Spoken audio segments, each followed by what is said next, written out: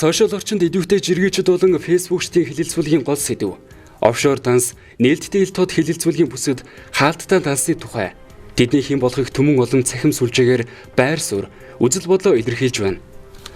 Panama Papers-ийн мэдээлэл задарснаас хойш танаа манаа нам Монгол хятад улс төрчдийн талаар шуугиж, Монгол улсын мөнгө төсөв хаана байна гэж ирж хайж эхэлжээ.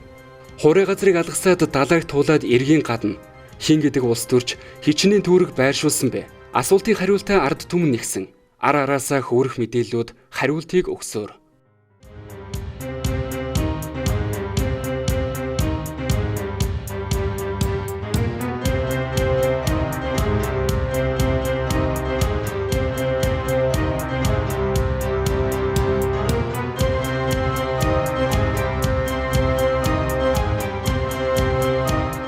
Олон улсын эрен сурвалжлах сэтгүүлчдийн баг дэлхийн улс төрчид бизнес эхний татвараас ангид бүсэд байршуулсан их хэмжээний мөнгөний араас уйггүй хөөцөлдөж, баримт цуглуулсны үр дүнд аль улсын хэн гэдэг хүн эргийн гадна хөрөнгө мөнгө нуусан бэ гэдгийг зарлалаа.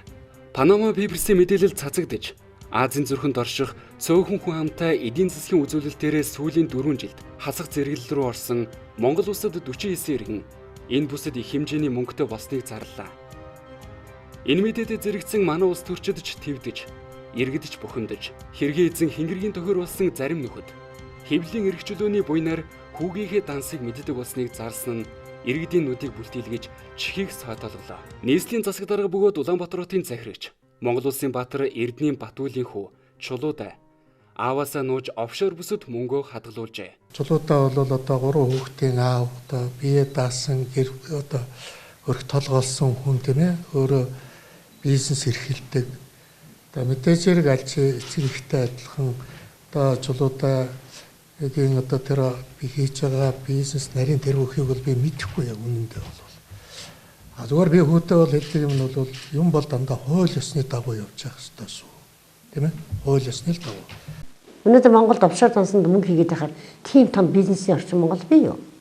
Тийм том үйлдвэрлэлийн орчин бий юу? Тийм том ашиг болоод авах маркетинг бий юу манай Монгол? Байхгүй шүү. Тэгэхэд өнөөдөр 3 сая хүнтэй мөртлөө 49 офшор дансд болж юм шүү. Тийм ээ? Тэгэхээр Монголын мөнгө яаж юм? Бид нар ингэж хатангардалгүй яах юм? Ядуурлгүй яах юм? Сорчж ш тэр офшор данслууч нь. Өнөөдөр офшор дансаа нийлгэсэн одоо сударгасан дуртай хүмүүс улсууд бол хүмүүсээ баримтлаад эхэллээ. Харилцаа тооцоод эхэллээ. Манай тийм яриад ч гэнэ байхгүй. Зарим нь одоо манай хүүхд офшор данстай байсан юм уу? Мэдээгүй шүү дээ. Бараг сэтгүүлчдийн буйнгаар мэдлээ ш тэгээд улсын баатар тэгээс сууж ш. Чи үр хүүхдийн мэдгүй эцгэх гэж байж болох уу? Тэр орноо мэдгүй өрхөөрийн эзэн гэж байж болох уу? Тийм ээ? Иймээс л ингээл харахад манай Монголын төр асар их самуурсан байна. Эхлээд өөр юм маш сайн мэдээж дараа нь бусдын мэдэх тухай ярих хэрэгтэй. Тэрнээс өөр юм мэдээгүй нийтийн мэднэ гэдэг бол гэмтэрх юм аа. Офшор бүс данстай улс төрчдийн нэр хөвөрж, намууд сонгуульд өрсөлдөхөөр тэмүүлэх гориглогчд ч энэ сэдвийг улс төржүүлж, офшорыг ярихгүй бол онгой болох гэдэг нэ гих мэд авирлах болсон. Panama Papers-ийн анхны мэдээлэл тавигдахад офшор дансны уралдаанд Монгол Ардын намын улс төрчид толгой цохиж байсан гин. Төдөлгүй эрх баригч болох Ард намынхан энэ уралдаанд хошуужилж эхэллээ. Анх офшорыг Монгол нээсэн ачтай буянтай улс төрчин засгийн газрын хэрэг эрхлэх газрын дарга Сангажовын баяр цогт тэрбээр улсын хурлын дэд даргаар ажиллаж байхад түүний офшор дансыг мэдсэн гадаадын нэр хүндтэй сэтгүүлч Америкт албан ёсны ажиллаар очиход нь уулзаж энэ тухай хүндсэн байдаг. Мэдээж баяр цогт гишүүн гүрийж гүлдээсэн. Мэдээллийг дэлхийн нийтэд тухайн сэтгүүлч цацснаар Монгол улс Монголын ард түмэн офшорын загламайлсан эцэг баяр цогтын тухай мэдлэгтэй болсон. Түүнийг хятад улсын иргэн гэж бүртгүүлснийг нь илрүүлжээ. Баяр цогтын тайлбар юу байв? 4 сарын 1-нд 4 сарын 2-нд намайг Америк нэгдсэн улсад байхад бол эрен сурвалжлах сэтгүүлчдийн олон улсын холбооны дарга Жерард Райл гэдэг сэтгүүлч хүн надад уулзаад тэнтэй холбоотой асуултуудад тодруулга авъя гэдэг юм хүсэлтэй байсан. Тэгээд тэр хүн бол хэлэхдээ ингээд олон улсын сэтгүүлчдийн баг ингээд ажиллаж байгаа. Тэгээд офшор одоо зоонуудад бүртгэлтэй компаниудын мэдээллийг ингээд шалгах явцад бол таны нэртэй компани гарч ирлээ. Тэгээ энэ компани данс нь бол Швейцарт байд юм байна. Тэгээ энэ талаар та одоо мэдээлэл өгнө үү гэсэн. Тэгэхээр би бол тэр тэр хүнд бол яг бага байдлыг үнээр нээсэн. Миний нэр дээр бол 2008 оны 5 сараас бол энэ Legend Plus Capital Limited гэдэг компани бол бүртгэлтэй байгаа. Тэгээд тэрний данс нь бол Швейцарын банкнд үүдэг. Нэг л одоо зүйл одоо өөрөөр хэлбэл офшор данс гэсэн үг л дээ. Ийм байдалтай байгаа. Тэгээ одоогийн байдлаар энэ компани дансанд бол 1658 евро буюу Монгол төгрөгөөр 3 сая төгрөг бол байгаа. Би бол алдаа гаргасан уу гэвэл алдаа гаргасан. Яагаад гэвэл энэ компанийг хөрөнгө оруулалтынхаа мэдүүлэгтэр бол бичих ёстой байсан. Одоо хэдийгээр компани дансан дээр нь одоо 3 сая төгрөг байдаг ч гэсэн тэр компанийн нэрийг бичих ёстой байсан. Энийг бол хийгээгүй. За ийм нөхцөлд бол хариуцлага хүлээдэг. Энэ хариуцлага хүлээх асуудлыг бол улсын их хурл шийднэ. Хамгийн ихтэй бол анх төвлөрөхтэй сая орчим евро байсан. Та бүхэн бүгдээрээ мэдж 2006, 7, 8 оны үед манайх эдийн засаг бол нэлээд өсөлттэй байсан. Тэгээ одоо манай найз нарын зүгээс компаниуд нь харилцан ашигтай. Тэгээд тухайн үед бол бас барууны банкуд ирээд энэ илүүдл одоо орлого байгаа бол та нар бол энэ маягаар ашиглаж болно гэдэг ийм зүйлүүд ярьж ирсэн. Тэгээд тийм маягаар нийлүүлсэн хөрөнгө нь бол тийм байсан. Сангажавын баяр цогт улсын хурлын дэд даргаасаа өөрийн хүсэлтээр чөлөөлөгдөж офшортой гэдгээч хүлээн зөвшөөрсөн. Түүний энэ үйлдэлд эрх баригч шагнал болгон засгийн газрын хэрэгэрэл газрын даргын албан тушаалыг өгсөн мэт харагддаг. Офшор данстай бизнесмен улс төрж түүний өр хүүхэд хамаатан садангээд ирж хайгаад 90 сурвалжилсан Panama Papers төдийгүй Бермудын арлын банкуудын мэдээлэлж ил тод болж байгаа. Анзаараад байхад офшор данстай улс төрчдийн ихэнх нь эрх баригч гэдгийг төвгүй уншина. Эрчим хүчний сайд Даш Зэвгийн зоригт Бермудын офшорт 30 сая доллартай 2007 оноос хойш энэ бүсэд туйлсан бололтой юм.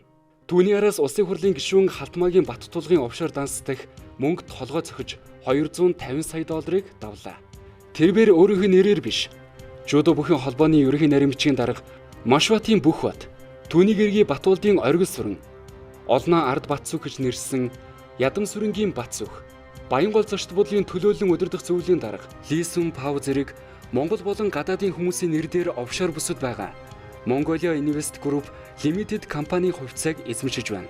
Twitter сошиал орчинд энэ мэдээллүүд дуулан тарьж, идэвхтэй жиргээчэд байр суурьж, шудраг зарчимж илэрхийлж байгаа юм. Төрийн төсвийн мөнгө офшорлоо урссан гэж олон хүн дүгнэж бухимдаж байна. Тэр анх энэ ийм төрлийн шуугианыг одоо гаргаж ирж те нийтэд дэлгэж олон нийтийн сэтгэл зүгээр одоо шуугаан дэгдэж исэн хүн маань өөрөө хэд дахин те шууганд өртөх боллоо шүү дээ. Энэ асуудлаар. Тэгээд ирэхээр мэдээж эхнээсээ л яг энэ ямар сценар технологиор явж тухайн одоо баяр цагт гэж хүн энэ офшорын дансны тухай шуугж исэн тэрнээс хүчин хэдэн зуун дахин одоо явж ин л да нэг биш нэг бус олон улс төрчдийн нэр ороо явж байгаа.